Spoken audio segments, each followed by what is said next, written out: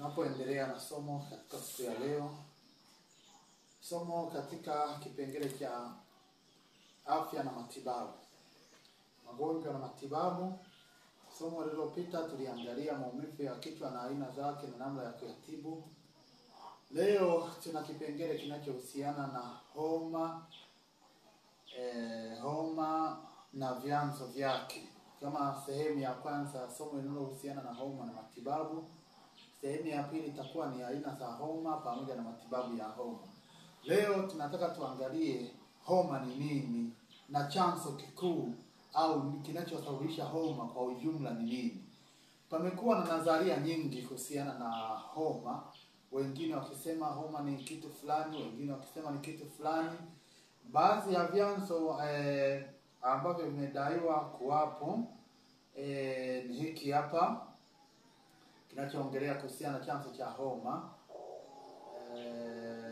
Kinachodaiwa kuwa ni chanzo kikuu cha homa ni miongoni mwa wengine wanasema homa ni maambukizi.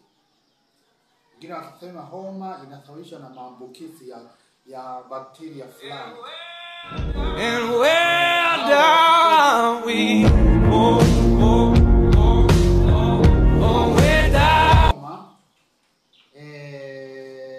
homa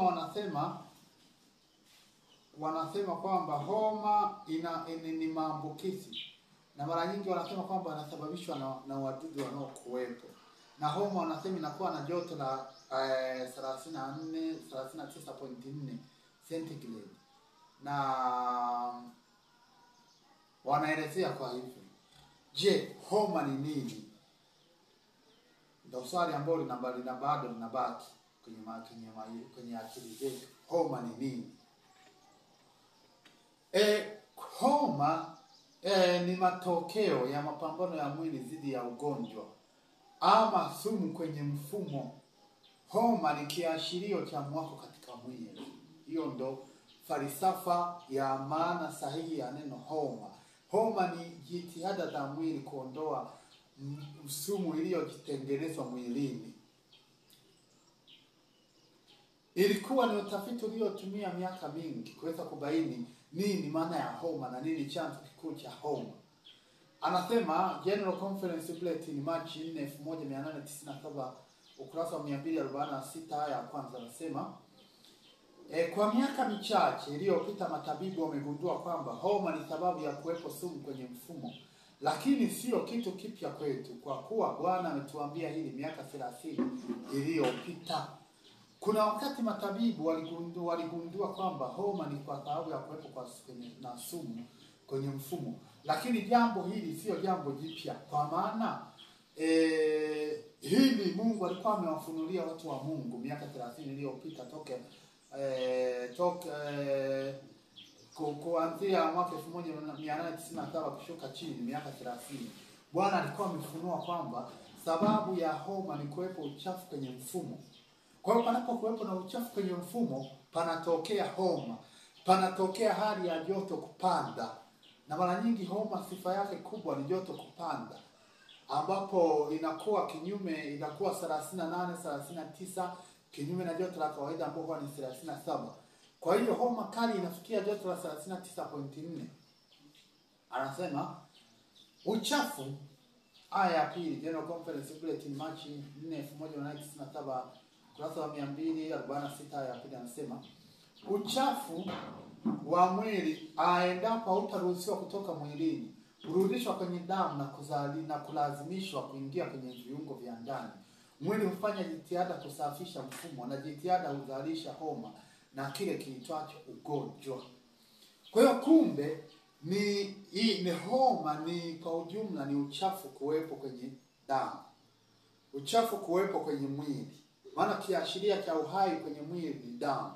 Kwa hiyo damu inapokuwa na uchafu, tayari tunasema damu ina kiashiria cha homa, inampelekea mtu apate na homa. Kwa hiyo generally tunasema homa ni uchafu uliojaa kwenye mwili kwa ujumla. Hiyo ndo maana halisi ya homa. Homa ni uchafu uliojaa kwenye damu. Kwa hiyo tunapoangalia, baada ya kuangalia kwamba homa ni uchafu kwenye mwili. Je, homa inaathiri viungo vipi? Maana tuna aina nyingi za homa. Kuna homa ya dengue, kuna homa ya manjano, homa ya matumbo, kuna homa ya malaria, kuna homa ya siku 3, kuna homa ya kujirudia, kuna homa ya baridi yabisi, kuna homa ya ubongo, kuna homa ya mapafu, kuna homa ya ini. Ni homa zipo nyingi. Je, tuangalie viungo vipi vinavyoathirika kwenye homa. Kiungo chochote kinaweza kutaathiriwa na homa, na jina la homa linachukua jina la kiungo husika. Mfano tunaposema homa ya mapafu, maana yake mapafu ndiyo yaliyoathirika, yaliyojazwa uchafu, na katika jitihada za kujiponya yanashindwa kufikia kile kiwango, ndipo tunapata homa ya mapafu ambayo inaitwa jina jingine pneumonia. Homa, viungo vinavyohusika na utoaji wa taka mwili ni mapafu. Kiungo kinachohusika kingine kwenye utoaji wa taka mwili ni ini. Kiungo cha tatu kinachohusika na utoaji wa taka mwili ni ngozi. Kiungo kingine kinachohusika na utoaji wa taka mwili ni tumbo. Kiungo kingine ambacho kinahusika katika utoaji wa taka mwili, baada ya kuangalia hivyo viungo, na hizi vitakuwa vimeisha. Kwa hiyo kwenye homa kunakuwa na mabadiliko kwenye ngozi ambayo huwa inahusika katika utoaji wa taka mwili. Utagusa kwenye ngozi na kugundua kuna mgonjwa amechemka sana. Hiyo ni kiashiria cha sumu inayoondolewa kwa kulazimishwa kutoka mwilini kupitia kwenye matundu ya ngozi, inasababisha ngozi inakuwa ya moto. Hiyo ndo unaweza kaona jinsi ngozi inavyopambana na homa. Tunakuja kiungo kingine kinachohusika kwenye homa ni mfumo wa umeng'enyaji tu, matumbo na utumbo. Mara nyingi baadhi ya homa huwa tunaenda kuathiri hata mfumo wa umeng'enyaji. Mfano homa ya matumbo au typhoid inaathiri mfumo wa umeng'enyaji, inaathiri zile tezi ambazo zipo kwenye utumbo mwembamba, na hivyo kumsababisha mtu aliye na wengi ambao wanakuta ana homa ya matumbo, anakuta anaumwa kichwa, ana shida ya tumbo, labda anahalisha na kutapika. Kwa hiyo inakuwa ni homa, uchafu ule ambao unazalishwa kwenye mfumo wa umeng'enyaji unalazimisha utoke kwa haraka kupitia njia ya kuhalisha au njia ya kutapika. Hiyo ni baadhi. Ini linahusikaje kwenye kiashiria cha homa? Mara nyingi ini ndio linalochuja mkojo. Kwa hiyo mtu anapokuwa na homa anakuwa anakojoa mkojo wenye rangi kali, wenye harufu kali. Hivi inaashiria kwamba mfumo wa utoaji wa taka mwili kupitia ini umelemewa. Kwa kiashiria mojawapo cha homa ni badiliko la rangi ya mkojo. Na wengi walio na homa utakuta mkojo umebadilika. Hivyo ni kuonyesha kwamba figo imelemewa. Figo ni kiungo pekee kinachohusika kuchuja mkojo. Kwa hiyo utaona mabadiliko kwenye rangi ya mkojo kuashiria kwamba figo imelemewa, kwa sababu tumesema homa ni kuwepo kwa sumu kwenye mfumo. Kwa hiyo sumu inaporundikana kwenye figo inailemea figo, na figo inafanya kazi kwa kiwango cha chini na inasababisha rangi ya mkojo kubadilika. Tunaangalia pia ini linahusika pia kwenye uondoaji wa taka mwili. Je, linaathirikaje kwenye homa? Mara nyingi homa kama homa ya manjano, ambapo homa ya manjano huwa inaathiri zaidi ini pamoja na kongosho na viungo vingine. Mara nyingi mgonjwa anayesumbuliwa na homa ya manjano utaona macho yamekuwa ya manjano, mikono, hata kinyesi kinakuwa cha njano na mkojo, kuashiria kwamba ini ambalo huwa linavunja zile seli nyekundu na kuupa mkojo rangi husika na kinyesi rangi husika, manake limelemewa. Ndio unaona rangi ya mkojo na rangi ya kinyesi inabadilika. Maana yake kwamba kuna shida kwenye ini. Na mara nyingi pia kwenye magonjwa kama homa ya relapsing au homa inayojirudia, homa ya matumbo na homa ya manjano, ini huwa linavimba pamoja na bandama. Ndio wakati mwingine unapoenda kutibu homa, mara nyingi huwa tunashauri fermentation ifanyike juu ya ini na bandama, kwa sababu mara nyingi kwenye homa huwa zinavimba. Tumeangalia kiungo kingine kinachohusika kwenye utoaji wa taka mwili ni mapafu. Mapafu, kwa sababu mapafu ndio yanayohusika kuichuja damu na uchafu wote. Endapo damu imelemewa na sumu, nini kinachotokea kwenye mapafu? Mara nyingi uchafu unapokuwa mwingi, mapafu yanalazimishwa kufanya kazi kwa kiwango cha juu.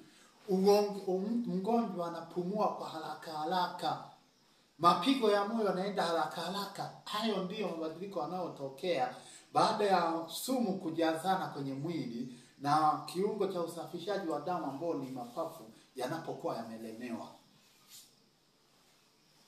Baada ya kuangalia mechanism au namna homa inavyotokea na inavyoathiri viungo vingine, tuangalie homa inasababishwa na nini.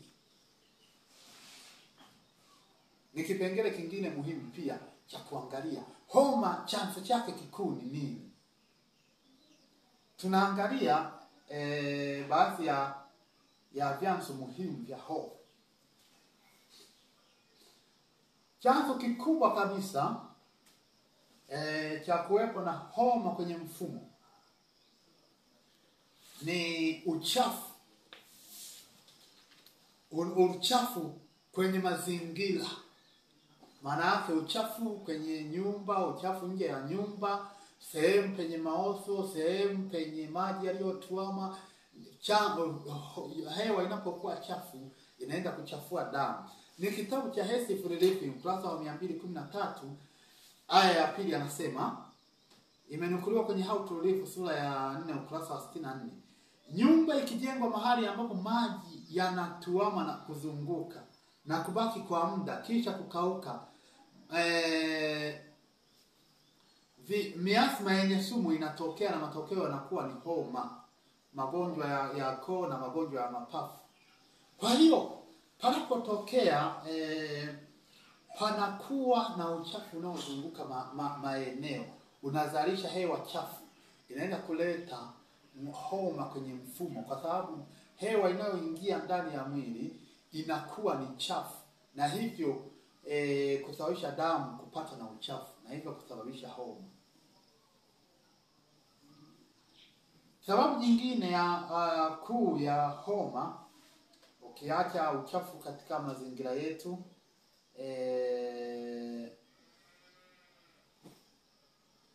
anayosoma pia kwenye CHID guidance kuhusiana na uchafu kwenye mazingira au maozo. Kwenye kitabu cha CHID guidance class 108 aya ya kwanza anasema, hakuna chochote kichafu ama kinachooza kinachotakiwa kuvumiliwa ndani ya nyumba. Katika miji au majiji yanayozingatia kwa usahihi afya, homa nyingi za milipuko zimefuatiliwa vyanzo kwenye vitu vilivyooza kuzunguka makazi ya wasio makini. Mara nyingi homa, watu wengi hawako makini katika swala la usafi kwa ujumla. Mazingira yanayowazunguka ni machafu, maozea ya chakula, mabaki ya miti, takataka yanakuwa yanawazunguka, na hivyo kuzalisha uvundo wenye sumu, uvundo wenye vimelea ambao unaenda kuwasababishia kupata homa. Chanzo kingine cha homa ni kula kupita kiasi. Unapokula kupita kiasi inasababisha upate homa, hasa homa tunayoita homa ya siku 3, au jina jingine tunaita febacula, au jina jingine tunaita ephemeral. Kwa hiyo ni sababu nyingine kula kupita kiasi. Maelfu ni Christian Temperance in the Bible Hygiene ukurasa wa 49 aya ya pili. Maelfu kwa kuendekeza uchu wamejiletea homa au magonjwa mengine ya ghafla ambayo yamewapelekea kifo. Kula kupita kiasi, mara nyingi mwili huo unalemewa, kwa sababu unapokula kupita kiasi, kile chakula kinachobakia tumboni baada ya mwili kuchakata kiwango kinachohitajika, kile chakula kinabakia, kinaoza na kuzalisha sumu. Ile sumu inachukuliwa kupeleka kwenye mfumo wa damu, na hivyo kusababisha damu kuchemka, mwili kuchemka na joto kupanda, na hivyo kupata homa. Kwa hiyo katika ulaji wetu tuzingatie kula kwa kiwango sahihi, tusile kupita kiasi. Kitu kingine kinachosababisha kupata na homa ni ulaji wa nyama.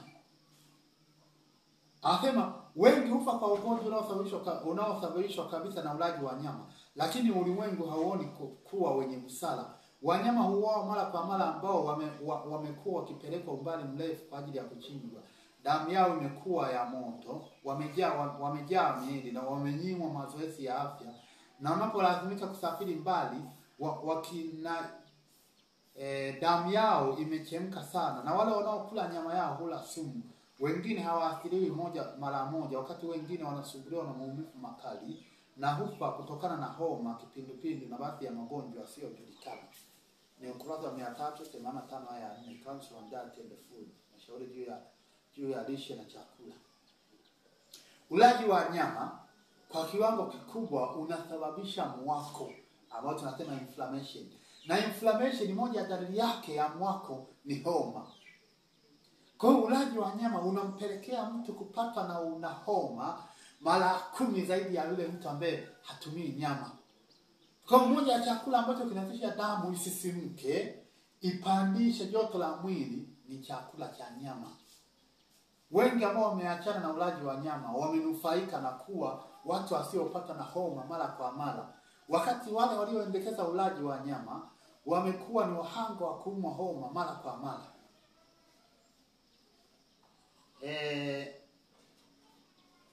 Testimony for the Church, volume ya 4, ukurasa 502 anasema, mara nyingi watoto wako wameugua homa na malaria vilivyoletwa kwa kula vibaya, ambapo wazazi wao wanawajibika kwa kuugua kwao.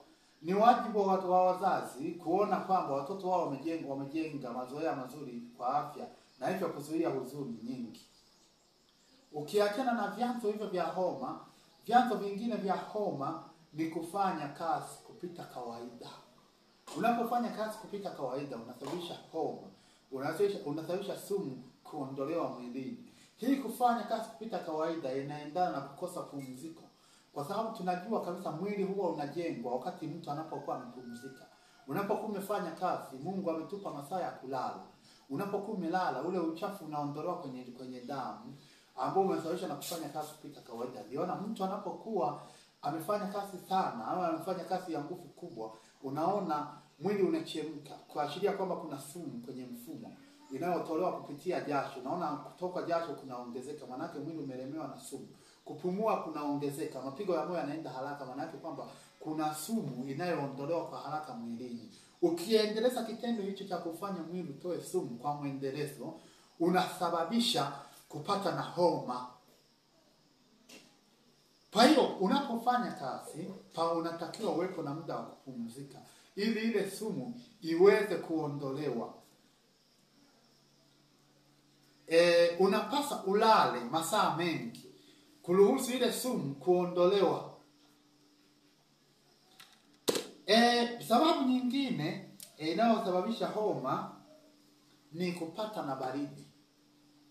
Unapopata na baridi unasababisha mzunguko wa damu kukosa usawa. Sababu nyingine ya kuwepo kwa homa ni kula chakula chenye uchafu. Na ukiangalia homa, mfano homa ya matumbo au typhoid fever inasababishwa kwa kula kitu chenye uchafu wa vimelea ambao vinaenda kuathiri moja kwa moja tezi za utumbo mwembamba. Mara nyingi wakati mwingine homa inasababishwa kutokana na uasi wa watu. Hili limesemwa kwenye kitabu cha Kumbukumbu la Torati 28 fungu la 22, anasema, Bwana atakupiga kwa kifua kikuu na kwa homa na kwa kuwashwa na kwa joto jingi na kwa upanga na kwa ukame, kwa koga, na navyo vitakufukuza hata uangamie. Alisema ukianzia mstari mstari wa 15, utaona kwamba Mungu alisema utakaposhindwa kutii maagizo yangu utapatwa na magonjwa, utapatwa na homa na magonjwa ya kila aina. Kwa hiyo tujitahidi kwenye maisha yetu tuweze kuishi maisha ya kumpendeza Mungu. Tuondoe vyanzo ambavyo vinatupelekea tupate na homa. Hii ilikuwa ni sehemu ya utangulizi, sehemu ya kwanza ya homa. Sehemu ya pili tutaangalia aina za homa na matibabu yake. Mungu atubariki na bariki neno hili katika jina lake Yesu Kristo.